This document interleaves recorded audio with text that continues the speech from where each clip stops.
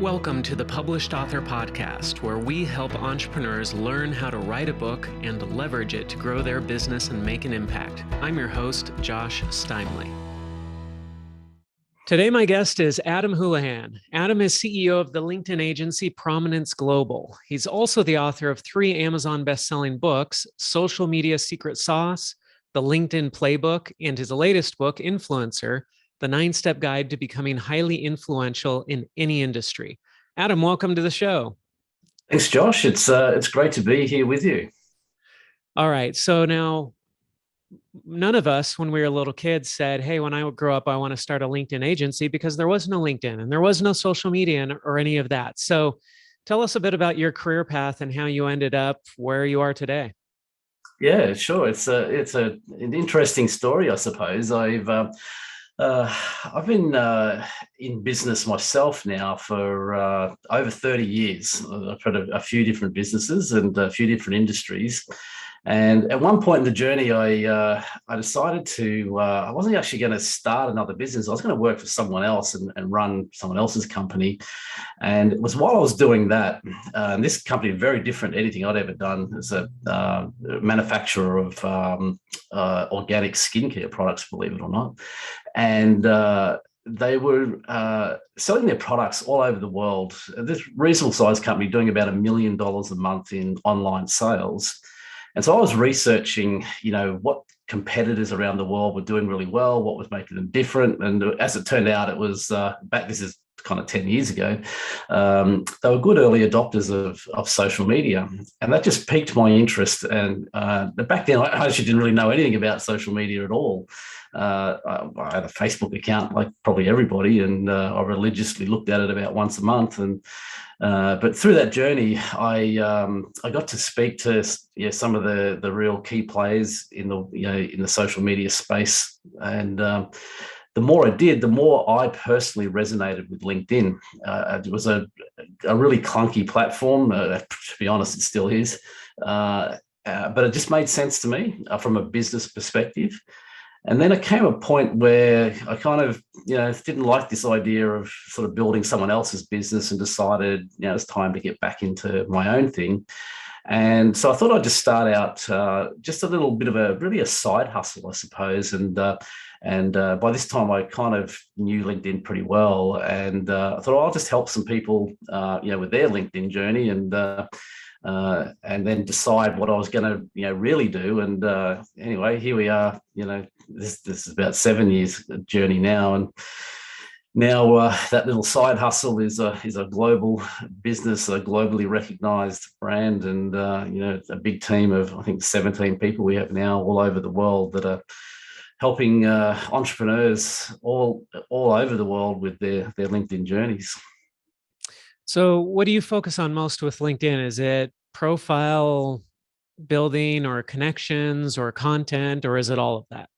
It's actually all of that, Josh, but it's, a kind of, you almost got the actual sequence even right. It starts with building a profile, but our process is really designed to come at it from LinkedIn's angle, meaning what we mean by that is that you have to serve LinkedIn's algorithms and needs first before you serve your own, and that's the mistake most people make, is not doing that. So we do everything in alignment with LinkedIn's algorithms, or at least our best understanding of their current algorithms from a profile point of view, and then how a connection strategy should be implemented after that, a content strategy after that, and a conversion strategy. So it's a 4-part process that goes through those 4 steps here. Got it. All right. So now, did your first book come after the business, or did the book come before the business? Interestingly enough, it came before the business, but it was a very generic book. It was called Social Media Secret Sauce, and it was really designed at that point just around all this information that I'd learned, in that journey I was sharing with you earlier. And at that time, it was really more about how you build a follower base, and it was on multiple, whether you wanted to do that on Twitter or LinkedIn or Instagram or whatever. So it was very much focused, which I think we've all kind of evolved past, which is why I discontinued the book. It's not really just about building followers these days. It's more about building aligned communities. But yeah, the first one came out before the business. Got it. So you wrote the book, and that was the first one. Now, why did you write that first book then? What was the motivation? You just had the information, but was there a larger goal involved there? No, there was definitely a goal, and the goal ended up in how you and I met. The goal was to leverage the book to get invited to speak at events around the world about social media. And I can't remember exactly when now, but you and I met in Malaysia at Social Media Week, and I was invited, like you, by the Malaysian government to come to that event, as I was to many other events around the world. And the book really was the door opener to that, and that's how I kind of built my initial online profile, was around being a speaker on social media. Got it. So then you started the business before you wrote the second book, is that right? Yeah, so I started the business and started writing the LinkedIn playbook at the same time. So it was, the social media secret sauce really gave me a great platform of an online presence and lots of credibility through speaking at lots of events and podcasts and all those type of things.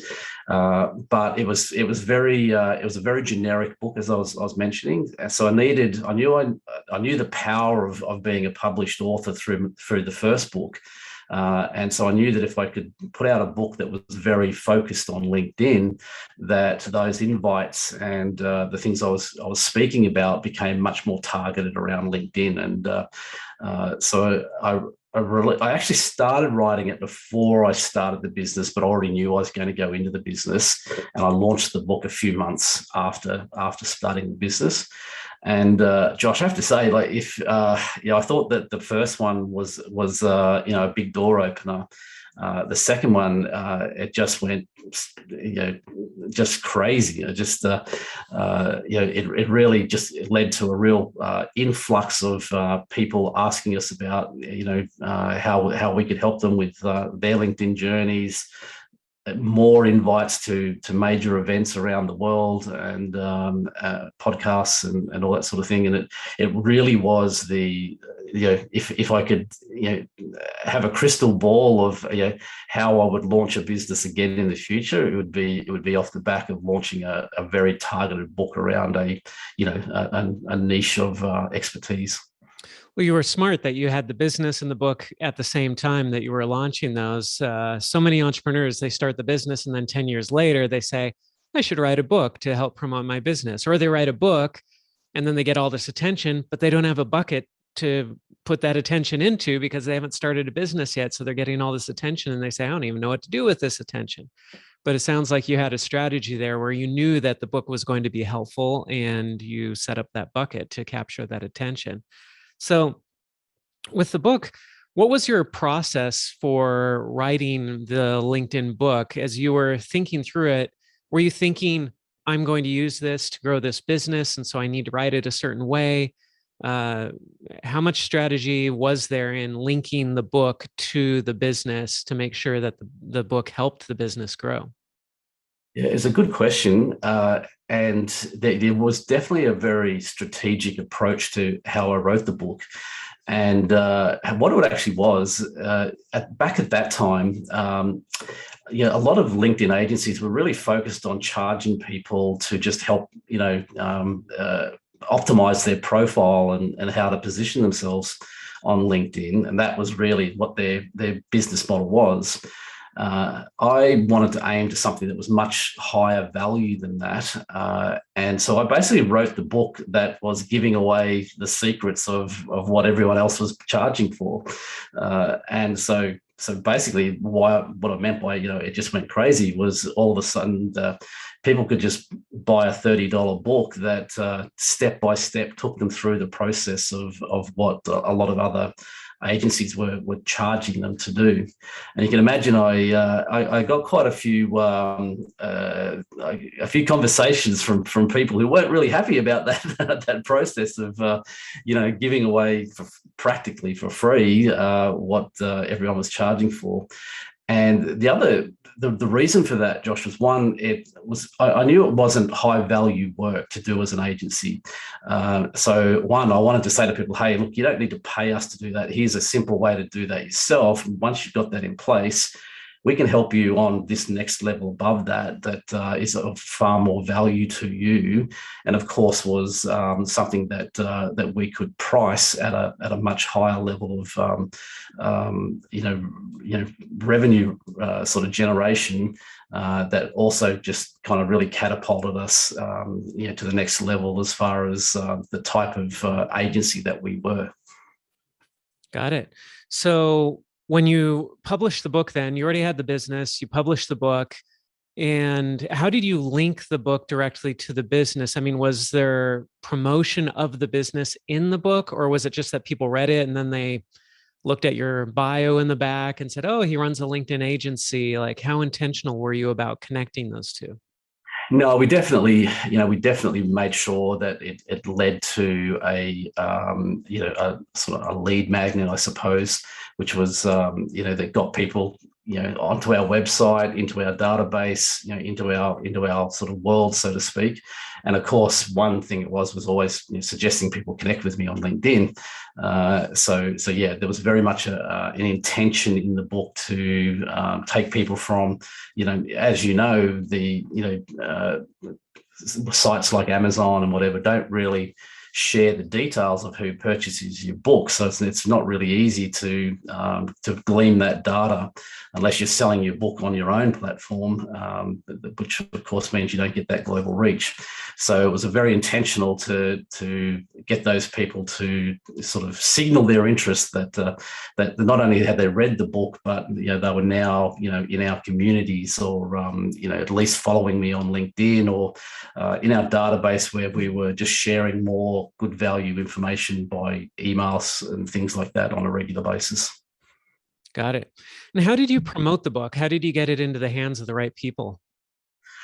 So we started to run webinars, and of course, speaking at those events, I would to be honest, I guarantee you, I've given away more copies of the book than I've ever sold. My opinion is that your book is and I'm sure you've heard this from many other authors, but it's the best business card you can ever build. So I was very happy to give away copies, which is not to say we haven't sold thousands and thousands of copies on Amazon. We have, but whenever I went to an event, I would give the people in the audience a copy of the book, or depending, or I might do a deal with the event organizer where they would purchase them at wholesale to give to the audience in lieu of a speaker fee or something like that. But where we got the biggest leverage was from webinars. And in the early days, they were little. I think the very first webinar we had like 20 people on it. Now we run one virtually every month, and our last one we had 2,511 people registered for. So that's amazing. Yeah, so I run one every second month. I'm based in Australia, and then our team that are based in Minnesota in North America, they run one every other month. So between the two type of events we run online like that, we probably get in front of 15 16,000 people every year. And of course, we give people on those events opportunities to download the book, which what I mean by we give away a lot more than what we sell. Got it.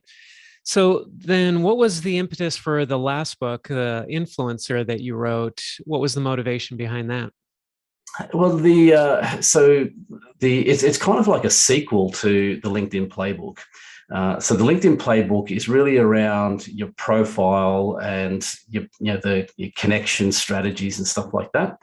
And Influencer is very much about your content journey. LinkedIn, interestingly enough, there's been massive changes on LinkedIn in the last 12 months through a lot of changes happening in the world.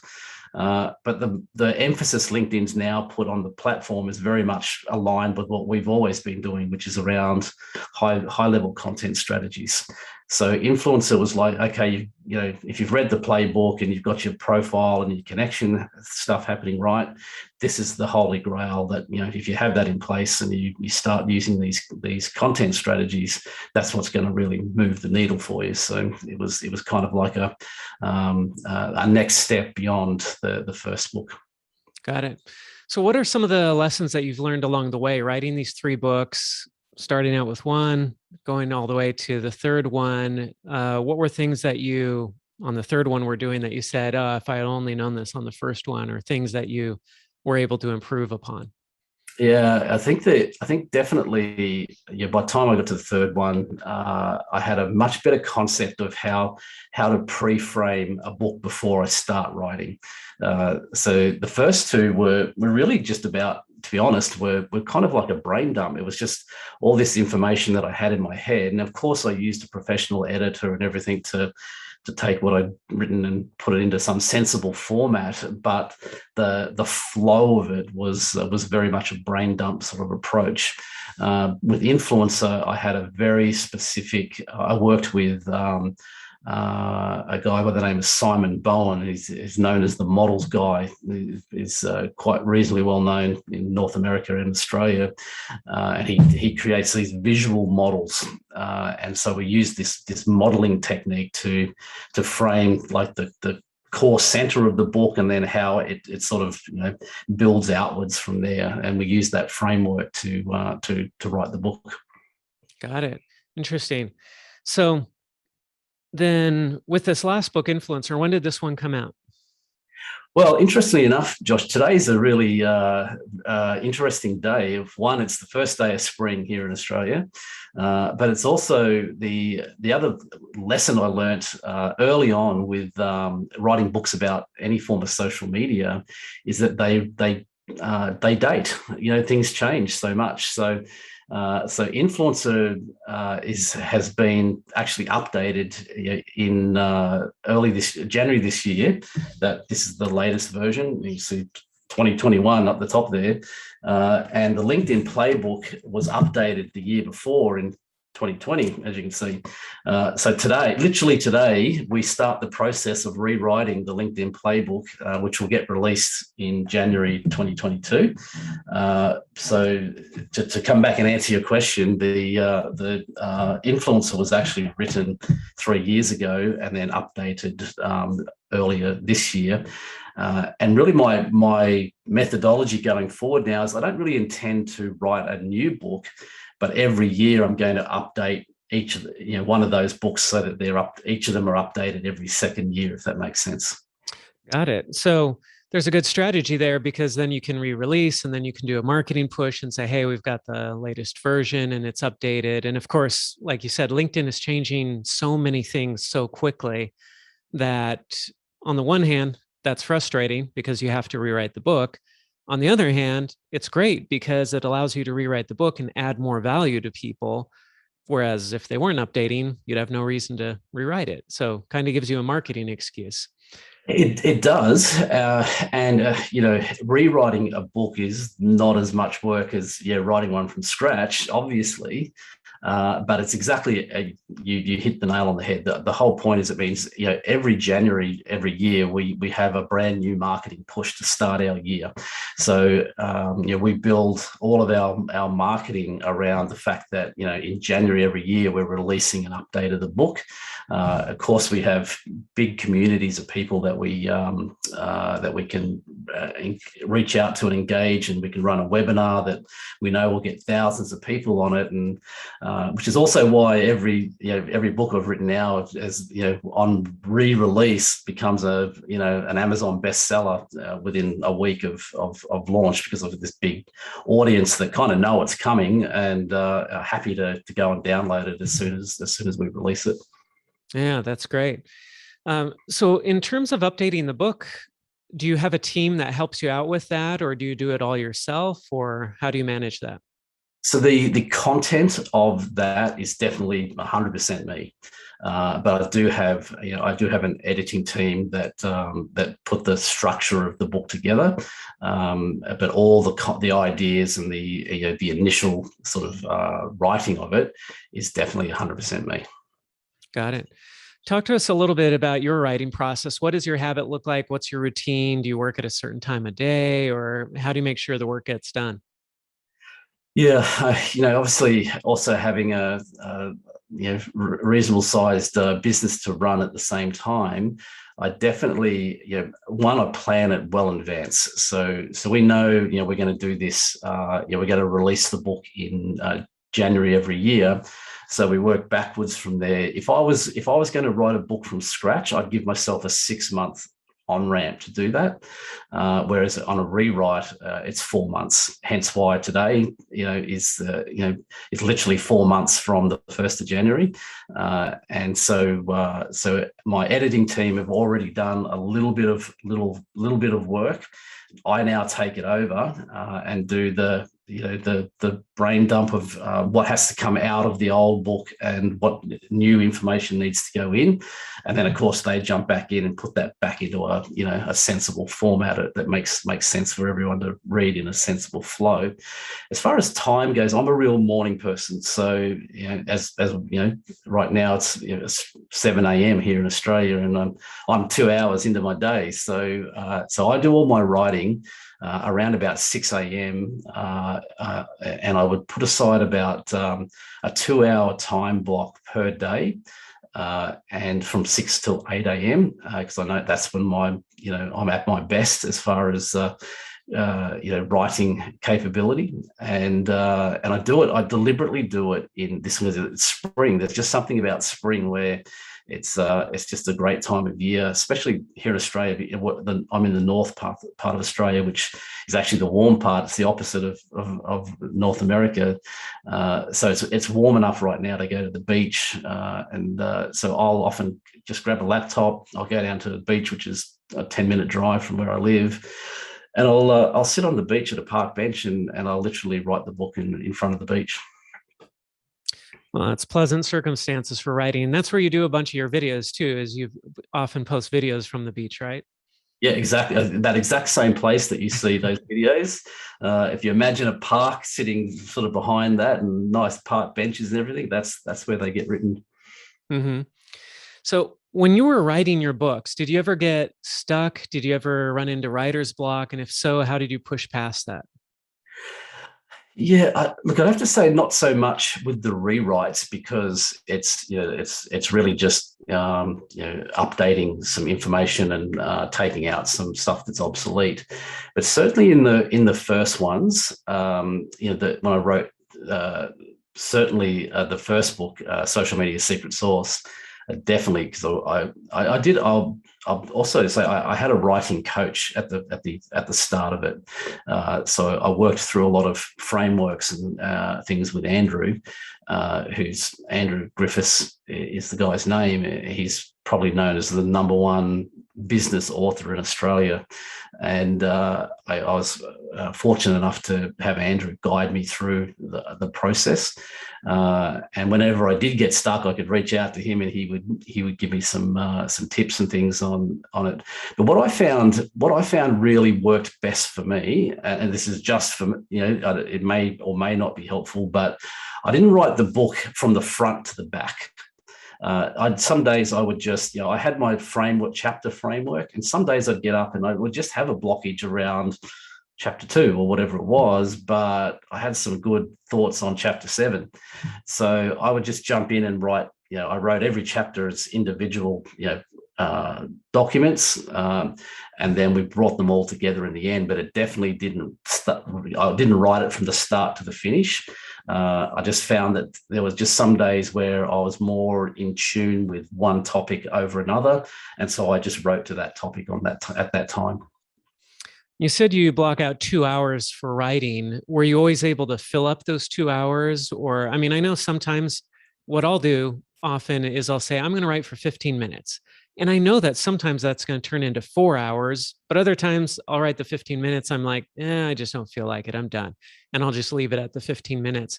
For you, did you have a pretty easy time filling those 2 hours? Did you ever go more than the 2 hours? Did you ever go less, and why? I never went less. I occasionally went more. But the other challenge that I always have is that, I actually have a really busy day, generally speaking, I've got other things booked into my schedule all through the day. So it's not easy for me to just go, I'm going to go past that 2 hours. But that 2 hours doesn't necessarily, when I say 2 hours of writing, it's often 90 minutes of critical thinking and 30 minutes of writing. And then other times it'd be the other way around. It's there'd be other mornings I'd just get up and I just knew exactly what I wanted to focus on, and I'd smash out probably 90 minutes of pure, typing, and only 30 minutes of critical thinking. So the productivity of those 2 hours was always good, but it didn't necessarily mean or almost never meant it was just two full hours of writing. It was all over the place as far as what happened in those 2 hours. Mm-hmm. So when it came to publishing, did you self-publish? Did you work with a hybrid publisher or traditional publishing? What was the route that you chose? 100%. I always was going to go the self-publishing route because I didn't want to be dictated as to what I couldn't do with a book. Because I knew that I wanted to use the book as very much a lead generation tool. I wanted to be able to go to events and be able to give away as many copies as I liked. So yeah, I was very much from a place of understanding that the true value of the book was not generally about sales and having a publisher manage all that. It was very much about being strategically using it as a business card and a lead generation tool. Quick break here. Are you an entrepreneur? Do you want to write a book that will help you grow your business? Visit publishedauthor.com, where we have programs to fit every budget, programs that will help you write and publish your book in as little as 90 days, starting at just $39 per month. Or, if you're too busy to write your book, we'll interview you and then write and publish your book for you. Don't let the valuable knowledge and experience you have go to waste. Head on over to publishedauthor.com to get the help you need to become a published author. You've already waited long enough. Do it today. Now, back to the show. Speaking of updates to LinkedIn, what are some of your favorite updates that LinkedIn has made in the last 12 months? Well, I tell you, there's been so many, but I think my favorite by far is the what's called creator mode, because it leads into, if you are a good content creator and you kind of have a reasonable understanding of how to write content that stays in a niche, that creator mode gives you a massive amount of organic traction. Really, what LinkedIn is looking for are content creators who create content for a particular audience, and creator mode is very helpful in making sure you get to that right audience and you're getting really high levels of views on that content, LinkedIn is very open to, unlike many other platforms where what reach you get is relative to how much you pay. If you are a really good content creator, LinkedIn's happy to give you massive free organic traction. As a guide, all of the clients we get to work with average somewhere between 25 and 50,000 people seeing their content and their profile every month, and there's no paid ad strategy that goes behind that. It's all purely organic, and it's all done through this creator mode tool that LinkedIn's released. And if there were any feature that you could wish LinkedIn would implement right now, what are you waiting for? What are you hoping for? I've been waiting a long time, and I'm thinking I'm probably going to be waiting a bit longer. But a decent CRM, the back end, ability to manage, conversations in LinkedIn is very, very clunky. And there are some off-mark, third-party tools that manage that better than LinkedIn. But I'd love to see it implemented into LinkedIn, and give us a bit more, functionality around, managing conversations. As I'm sure you can imagine, Josh, when you're sort of getting 25 to 50,000 people interacting on content and whatever, the volume of conversations that come off the back of that is quite higher than normal. And so managing that in a clunky sort of message feed can be problematic. One of the things I've struggled with on LinkedIn over the years is groups. Groups seems to have so much promise. I mean, you look at Facebook groups and you think, why isn't LinkedIn the leader in this? I mean, they really should be killing it on groups, and yet they just don't seem to be putting the time into that. Although they're putting so much time into other features and they're doing so many great innovations. Do you have any insights into groups and where you see that going down the road? Yeah, look, we've given up on groups as far as LinkedIn goes. I'll share with you that we have our own LinkedIn community, and we have that actually on Facebook, believe it or not. And you can imagine Exactly. This is the thing. It's like, this is insane, and yet I'm with you. Yeah. Yeah. And you're right. Like Facebook just does groups so much better than LinkedIn. LinkedIn's had 2 or 3 goes at sort of improving it, but it's flopped every time. LinkedIn changes all the time, though. So what I'd say is that right now, I don't believe groups are sort of the best bang for your buck time-wise. But there was also a time when we used to say company pages weren't worth the time and energy, but now they are.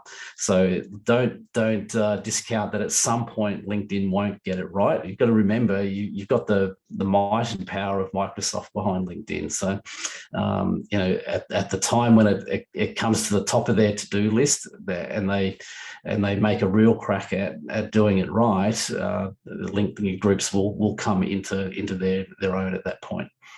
I have been very impressed with Microsoft's handling of LinkedIn. I mean, you see this so often, especially with Yahoo, where they acquire companies for billions of dollars and then they kill them and they ruin them, or they just shut them down. You think, why did you spend all that money to ruin a perfectly good idea? And when LinkedIn was acquired by Microsoft, I thought, uh-oh, here it comes. It's going to stagnate. It's going to be terrible. And I've been pleasantly surprised at how much innovation has been done around LinkedIn and how many good features they've come out with. And they haven't done it perfect every single time, but I feel like they're hitting about 90% on the innovations they're coming out with. Yeah, and you're right. They don't get it right every time. I'll give you a good example.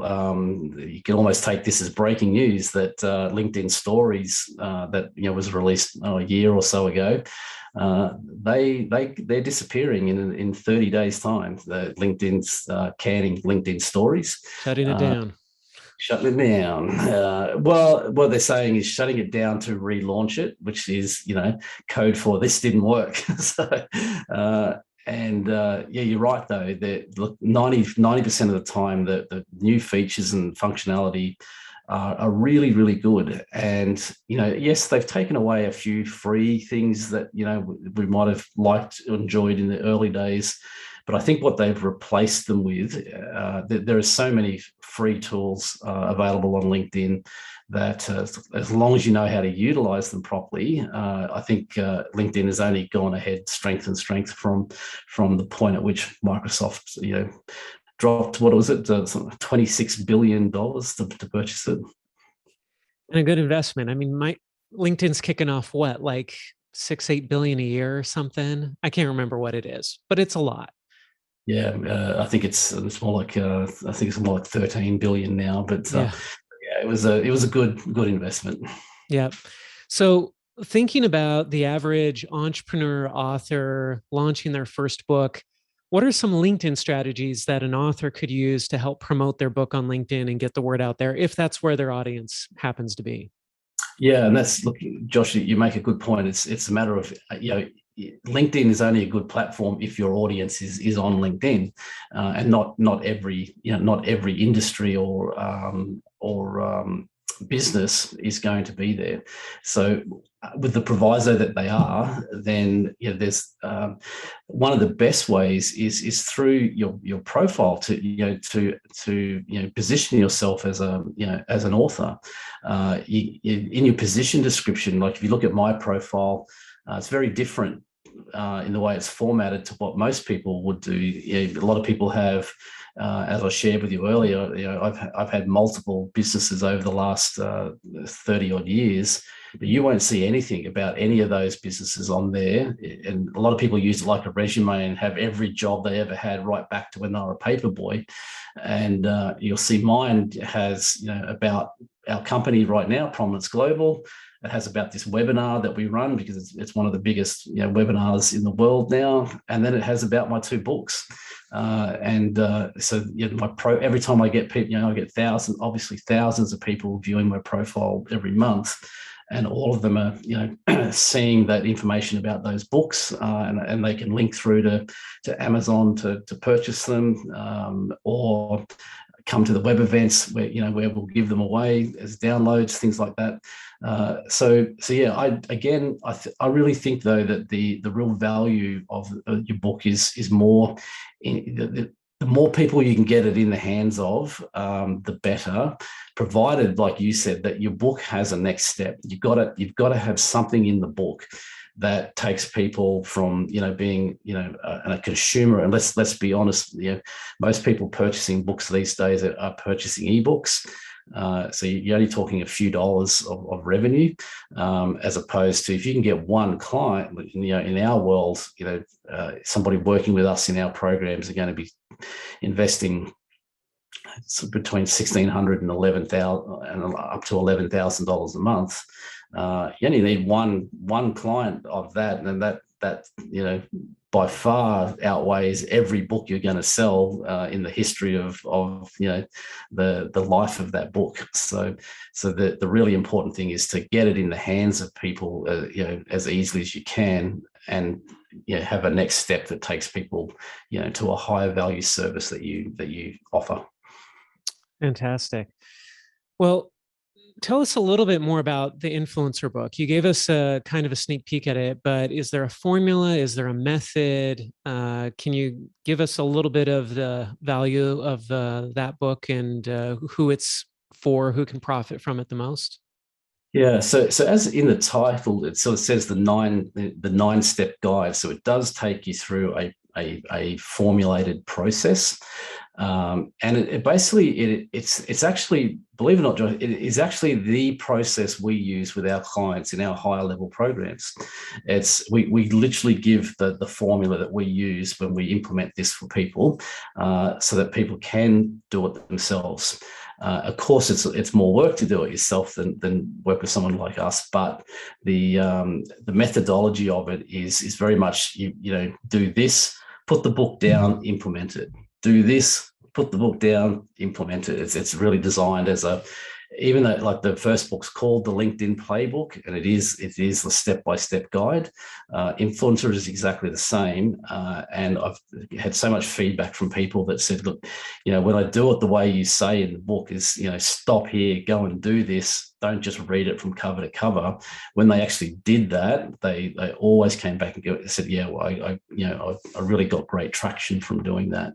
So yeah, there's a framework to it, and I guarantee if your listeners are reading it, please do that. Just don't read it from cover to cover. It's designed to be, almost like a step-by-step guide to stop and implement along the way. Great. Well, Adam, thanks so much for being on the show today. If people want to connect with you, if they want to learn more about the programs that you're offering, where's the best place for them to go? Certainly follow me on LinkedIn. You'll find me, but just type my name in there and you'll find me very easily. Apart from that, though, Josh, on our website, prominence.global, and you can easily get in contact with us there too. Perfect. Adam, thanks so much for being with us here today on the Published Author Podcast. My pleasure, Josh. Thank you. If you enjoyed this episode, don't forget to subscribe. And if you want to spread the word, please give us a 5-star rating review and tell your friends to subscribe too. We're available on Apple Podcasts, Spotify, and everywhere else you listen to podcasts. And if you're an entrepreneur interested in writing and publishing a nonfiction book to grow your business and make an impact, visit publishedauthor.com for show notes for this podcast and other free resources.